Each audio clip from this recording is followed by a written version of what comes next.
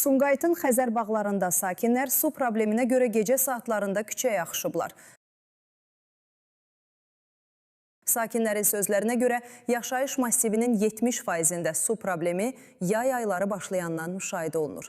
Onlar bildirirlər ki, xüsusilə son 3 həftədə vəziyyət daha da ağırlaşıb və bəzi günlərdə gün ərzində su cəmi təxminən 1 saat verilib. Belə şey olmaz. Saat 8'de bizim suyumuz yoktu. Belə şey olar. Saat 7 tamamdan su yoktu. Sular kəsilib. Heç yanda su yoktu.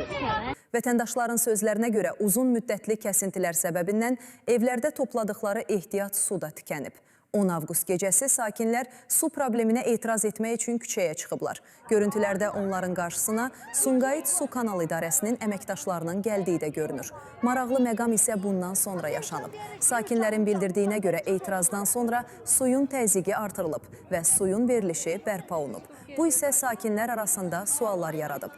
Əgər təzyiq artırıldıqdan sonra su verilişi bərpa olunubsa, bəs əvvəlki günlərdə problem nədən yaranırdı?